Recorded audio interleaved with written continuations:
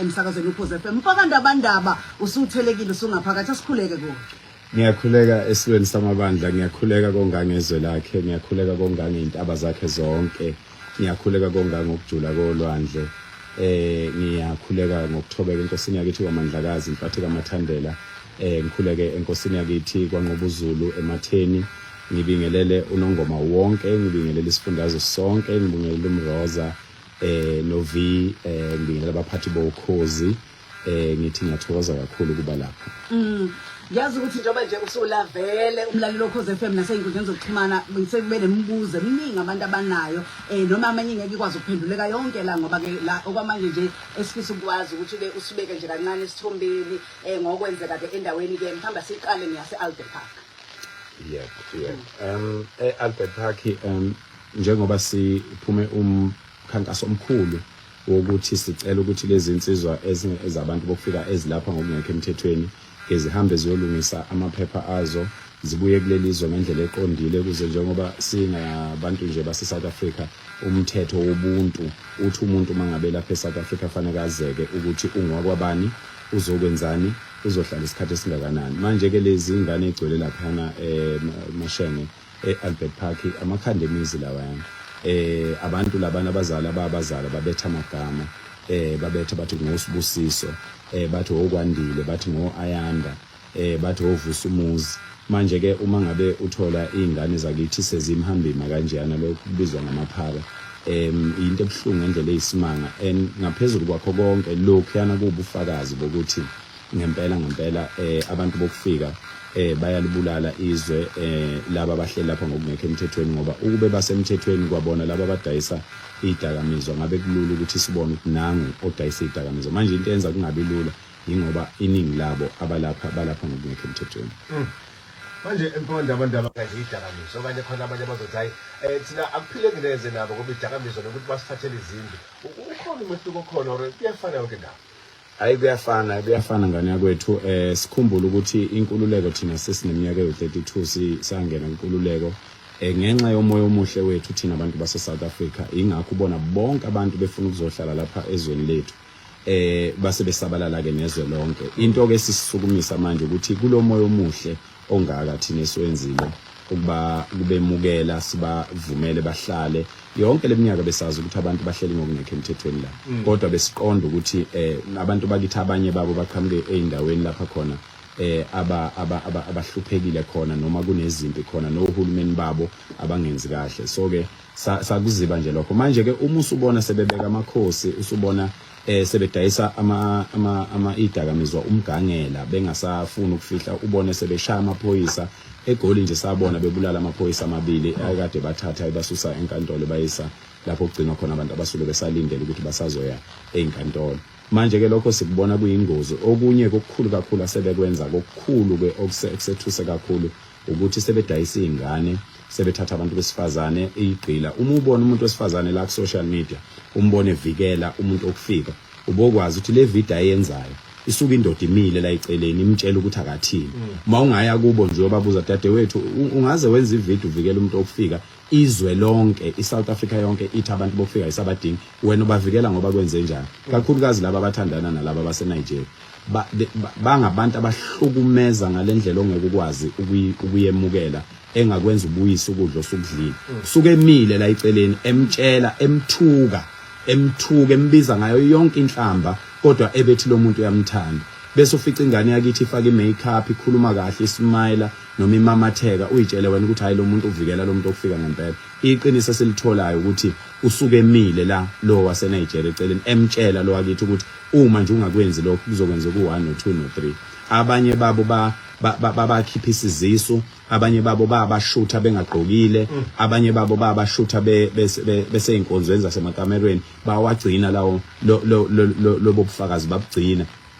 Ibona ka sebebisebenzisa ukuthi uma ungakwenza ukuthi ngizokwenza ukuthi bese uthola ingane yakithi yenza izinto engayithandi ngoba izama ukuvikela isithunzi sayo. Sizokhuluma sithi ubheka futhi nakhona udivalo wasePoint ikakhulukazi njengoba sibuya nje kwela se-Albert Park uma sibuya nje ngalapha.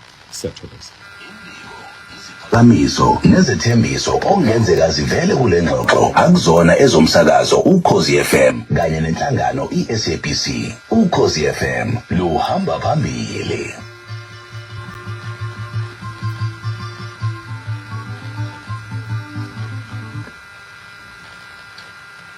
Imzuzu kamanje khombe ukuthi kuyamashima amabili nyanga libombaleke ihora lesishagalombili ekuseni 21 minutes emva ka8 o'clock. Awusuka ni madoda. Yabona ke la kuphela insizwe ngiyaziyo le shaya isigingqike nentambo ezo12 la ngaphezulu. Mfazi omnyama nezakhe uthi emazweni baba. Yazi uphoka ndaba into azoyigiya manje la. Awuthathe lapho konakele manje. Sabona umphakathi usukumile uhamba yonke imigwaqo yeTheku umfoka ndabandaba nilihola nabanye obambisene nabo. Sifisa ukwazi ukuthi nje siyaqonda sesiyazi ukuthi kuliwa nalabo abangenawo amaphepha ukuthi noma imvume zokuthi babe seningizimu Afrika. Lokho yakuzungeza, lokho yakungena emafletini, sekumile asezokubona kuqhubeka nowenzile umsebenzi noma sekuuhlelo lithile. Sicela ukusho ukuthi indaba ezitha siqale shenge sidlulise okukhulu ukuthokoza kwethu kubaba umkhwanazi ophethe amaphoyisa lapha esifundazweni. Siphinde sidlulise okukhulu ukuthokoza kumaphoyisa asuke etshaliwe kulezi inkambo zethu othola ukuthi umsebenzi wawo kuba mncane ngendlela eyisimanga ngenxa yenhlonipho nokuthobeka kwabantu abaqondayo ukuthi sizokwenzani la esisuke sikhona.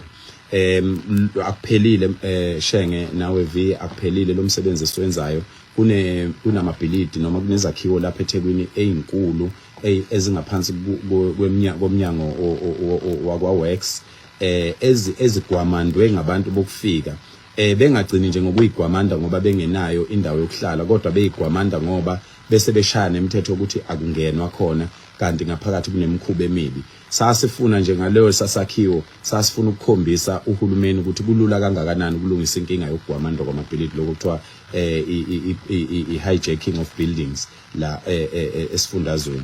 So ke umonakalo okhona kulamabhilidi athathwe ngenkani uyesabeka ngaphakathi njengoba sangena lapha ngaphakathi nje safica ukuthi kunengane noma singenanga sonke kodwa umacingwane wangena sicela ukwedlulisa okukhulu ukukhala kwethu ngokushelwa kwakhe umuzi.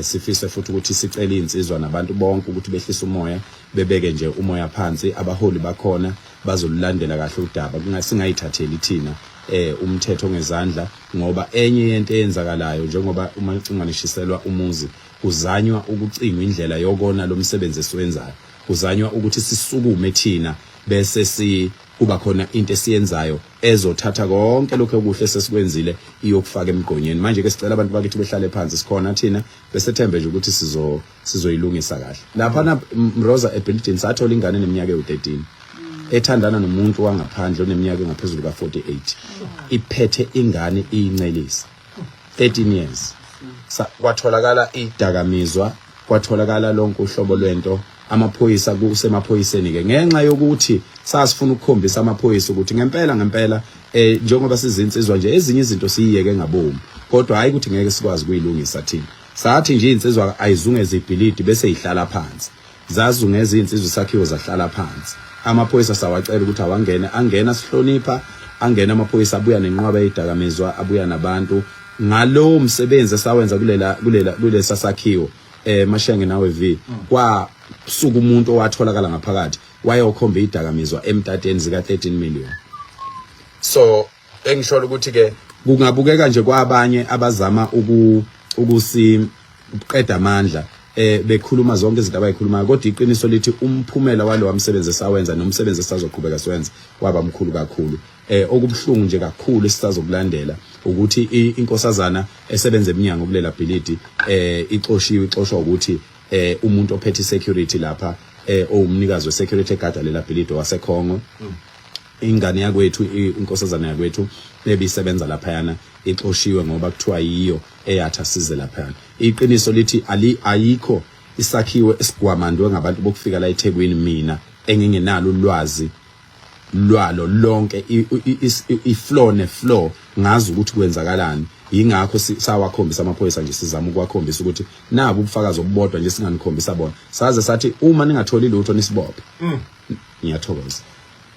Fonda abantu abasethusa lezi zinto futhi ke mangabe sikhulunyela le kude nje ungacabangi ukuthi kanti izijule kangaka zisinda kangaka abantu abafana nani emfowethu siyababonga kakhulu ingakho nathi sukukhoze breakfast senesiqiniseko sokuthi zonke izinto ezidinga umphakathi kumele umphakathi uzazi sisole seduzane bethe abantu bevuka nje baqondisise ngempela ukuthi umsebenzi awulula futhi umthwalo usudinga thina njengabantu baseMzantsi Afrika sisukumeni sonke manje silwele izwe lethu laseMzantsi Afrika mhlawumbe sesoyivala nje Mhlonishwa ngiyazi ukuthi kukhona okuvelile endabeni ukuthi senibanikeza mhlawumbe insuku zicishe ziba30 okanye kupheleni kwayo lenyanga esiphezulu okanye kaJune ukuthi ke impela bashaye bachithe la ezweni laseMzantsi Afrika nanokuthi khona la sibonile ethangamini sabezindaba kukhona uwe okanye nomholi weqembu March and March kanye nomholi besifundazwe bakwaZulu Natal mhlawumbe isinqumo lapho nomphumela yini engcine nivumelana ngayo. Sicela ukwedlulisa okukhulu ukuthokoza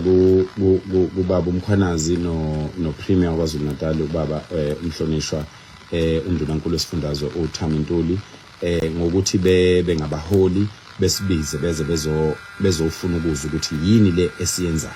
Safike sayichaza ke ngokwendlela esichaze ngayo bakuthokozele basebecela ukuthi bacela sisebenzisane nabo ukuze sinikeze ithemba nakubantu abangekho la ngoba siyazi ukuthi baningi abantu abakhuluma okungekhona bese kugcina kuphuma kuba ngathi khona nje into yodlambedlu nabantu abangaphatheki abalapha esifundazweni. Manje ke uma umholi njengo Premier no baba uMkhwanazi awukwazi ukuthi uvumele isimo esinjalo ngoba amanga ke kodwa kusuke kungamanga kodwa kamanga mayengachaziwa abayiqiniso. So ke ingakho bekufanele sihlale nabo sikuchaze ukuthi cha thina nakhe sikwenzayo nanokuthi siceleke bonke abantu abasebenzela ubaba uMkhwanazi nabasebenzela ubaba uPremier ukuthi phela asikwazi ukuthi mangabe sesihlangene nobaba uMkhwanazi nobaba uPremier bese kuba ngathi lenkinga intsha sikuba nakho ngushilo kubaholi bami ngathi cha abaholi nizothi nisalungise nikulungisayo thina sizobe siqhubeka ngoba kukhona okulungayo ngalento esiyenzayo. So ke ilezo zinto okufanele ukuthi umphakathi uzazi nanokuthi ke sibekezele ngoba phakathi kwabantu abeza kulama mashi njoba nizwa kukhona abantu abakhalazayo bethi hayi uphakela umthakathi uyashana kwimashi uphakela umthakathi uyathethisana kwimashi ingoba thina siyazi ukuthi kukhona abantu abasuke bethunyiwe abathi akuvalwa amakhamera njoba sishutha silapha sibeka ubufakazi bokuthi ngempela into esiyenzayo iqondile. Kufanele kushuthwe yonke into ngoba yonke into esiyenzayo iqondile akukho la kufanele kuvalwe khona ikhamera. Manje mawuzwa umuntu ethi akuvalwe ikhamera ubokwazi lo muntu ukuthi okokuqala ufuna ukweba okwesibili ufuna ukuxova ukuze kuzothi mase kuphume indaba entambama siphume njengabantu abonayo kade sebelutha kade sebenza ngenxa yokushutha sikwazile thina qobo ukuyibonela abantu esihamba nabo abagangile bathatha ama cellphone ezitolo bathatha izipika zabantu bokufika into esingahambisani nhlobo ke nayo. So ke ingakho sithi abantu ababekezele bese thembe nje siuhole kahle umkhankaso uyozuzwele ngoba into esiyenzayo ngoba siphuma ngobuningi obungaka ukukhombisa uhulumeni ukuthi uhulumeni uyasibona thina singabantu bakho sizingane zakho ukuthi sikhathazeke kanjani ngakho sicela ukuthi usinake. Siyabonga kakhulu mfoka nje abantu abothu bakanye nathi sesidedela nje siyathemba futhi ukuthi makuwenzeka kuvuleka lezo ikhala abantu bethu abazokwazi ukuthi babe nalawo makhono ukuthi bangene kulezo indawo lezo kade mhlambe sihleli labo ke abangenawo amakhono. Kunjalo Shenge kakhulu inkosi uMancinza lapha inkosi yakwaZondi ibophezele kakhulu ekutheni benobaba angazi noma ngengimbalulo kwamanje kodwa ukhona ubaba walapha eKZN omkhulu oyibophezele ukuthi sizoqala siqeqeshe noGugu lethu Xaba ofarishile njengamanje sine program ofuna siyiqale nezingane zakwaNongoma ezu100 okufanele zifundiswe ukuhweba ukuze uma ngabe bephuma laba bantu kube khona abantu abangenayo kuzo zonke ke indawo lapho kunabantu khona bokufika mabephuma kufanele kungene umuntu wala eSouth Africa. Kodwa into yokuqala ezokwenzeka ukuthi lezi ingane zakithi ebezisebenza kulezo izitolo yizo okufanele kube ngezokuqala ezingena kulowo msebenzi ngoba vele ziyawazi. Siyabonga kakhulu ngiyahlangana Zulu wasephendula umphakela kodwa noma engekaphendule radio kodwa ke kulungile. Siyathokoza vele sihlangane kanjani manje. Sesiyahlukana kathina ndawo. Siyathokoza sehlukane nabesile.